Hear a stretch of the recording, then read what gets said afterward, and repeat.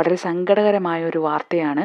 അതേപോലെ തന്നെ നമ്മുടെ സമൂഹത്തിൽ, അതായത് നമ്മുടെ പേരൻസ്, പലരുടെയും പേരൻസ് അമിതമായ സ്വാതന്ത്ര്യവും പണത്തിൻ്റെ ഹുങ്കും കുട്ടികൾക്ക് വാരിക്കോരി കൊടുക്കുന്നതിൻ്റെ പ്രശ്നവുമാണ് അതൊരു എക്സാമ്പിളാണ്, ബെസ്റ്റ് ഒരു എക്സാമ്പിളാണ് ഞാൻ ഈ പറയുന്ന ഒരു ന്യൂസ് എന്ന് പറയുന്നത്.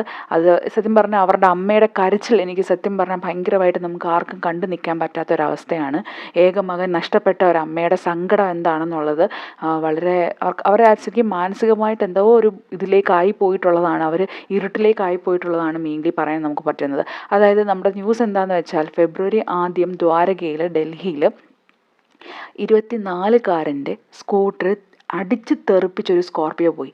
എന്നാൽ സ്കോർപ്പിയോ പോയി പോലീസതിനെ കണ്ടെത്തിയതിന് ശേഷം ആ സ്കോർപ്പിയോ ഓടിച്ച ആൾ പറഞ്ഞിരുന്നത് ഞാനൊരു പ്രായപൂർത്തിയായിട്ടുള്ള ഒരാളാണ് എന്നൊക്കെയാണ്. പക്ഷേ ജനന സർട്ടിഫിക്കറ്റ് നോക്കിയപ്പോഴാണ് മനസ്സിലാകുന്നത് വെറും 16 വയസ്സുള്ള ഒരു കുട്ടിയാണ് ശരിക്കും പറഞ്ഞാൽ ഈ സ്കോർപ്പിയോ ഓടിച്ചിരിക്കുന്നത്. അതിൻ്റെ റീസൺ, ഈ സ്കോർപ്പിയോ ഓടിക്കാനുണ്ടായ റീസൺ എന്താന്ന് പറഞ്ഞാൽ ശരിക്കും നമ്മളെ ഞെട്ടിച്ച് കളയും. സിസ്റ്ററുമൊത്ത് സ്കോർപ്പിയോയിൽ റീല് ചിത്രീകരിക്കാൻ വേണ്ടിയിട്ടാണ്, വേഗതയുടെ റീല് ചിത്രീകരിക്കാൻ വേണ്ടിയിട്ടാണ് ഈ 16-കാരൻ സിസ്റ്ററുമായിട്ട് സ്കോർപ്പിയോയിൽ പോകുന്നത്. ആ സ്കോർപ്പിയോ പോയി ഇടിച്ച് തെറിപ്പിക്കുന്നത് നമ്മുടെ 24-കാരനായ ഒരുപാട് സ്വപ്നങ്ങൾ ഉള്ള ഒരു യുവാവിൻ്റെ ജീവനാണ് പൊലിഞ്ഞത്. ദിനേശ് എന്ന് പറയുന്ന 24-കാരനായിരുന്നു.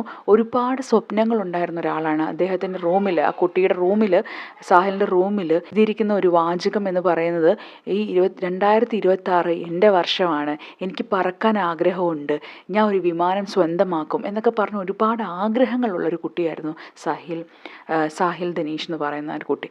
ആ ഒരു യുവാവിൻ്റെ സ്വപ്നങ്ങളൊക്കെ എന്താ പറയുക, തച്ചൊടിച്ച പോലെ അല്ലെ, സ്വപ്നങ്ങളൊക്കെ ഒരു നിമിഷം കൊണ്ടാണ് ഈ ഒരു 16-കാരൻ ഈസൻ എന്ന് പറയുന്ന റീൽസ് ചിത്രീകരിക്കാൻ വേണ്ടിയിട്ട്, അതിൻ്റെ വേഗത ചിത്രീകരിക്കാൻ വേണ്ടിയിട്ട് സിസ്റ്ററുമായിട്ട് പോയൊരു 16-കാരൻ, വെറും 16-കാരനാണിത്.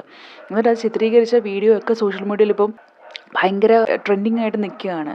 ആ ഒരു സാഹിൽ എതിർവശത്തോടെ വരുന്നതും ബൈക്ക് ഇടിച്ച് തെറിപ്പിക്കുന്നതും ഒക്കെ ആ ചിത്രീകരിച്ച ആ വീഡിയോ നമ്മൾ കാണുമ്പോൾ നമുക്ക് തന്നെ ഒരു സങ്കടം വരും.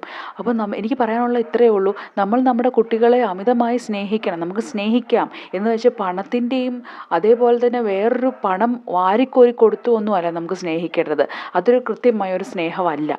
അതേപോലെ തന്നെ ഇത് വെറും ഒരു 10ാം ക്ലാസ് സ്റ്റുഡൻ്റ് ആയതുകൊണ്ട് തന്നെ ജുവനൈൽ ജസ്റ്റിസിൻ്റെ ഹാജരാകുകയും പിന്നെ 10ാം ക്ലാസ് പരീക്ഷ എഴുതാൻ വേണ്ടി ഇടക്കാല ജാമ്യം കൊടുക്കുകയൊക്കെ ചെയ്തു. ഈ ഒരാളുടെ ജീവൻ നഷ്ടപ്പെടുത്തിയ ഈ ഒരു കുട്ടിയുടെ 16-കാരൻ്റെ ജീവിതം അല്ലെങ്കിൽ സേഫ് ആക്കാൻ വേണ്ടി അവർ പലതും ചെയ്യുന്നുണ്ട്. അപ്പോൾ മറ്റേ ആ സാഹിലിൻ്റെ കാര്യം എപ്പോഴോ വെറും 24 വയസ്സുള്ള ഒരുപാട് ഇനങ്ങൾ ഉള്ള ഒരു കുട്ടിയായിരുന്നു ഈ സാഹിൽ എന്ന് പറയുന്നത്.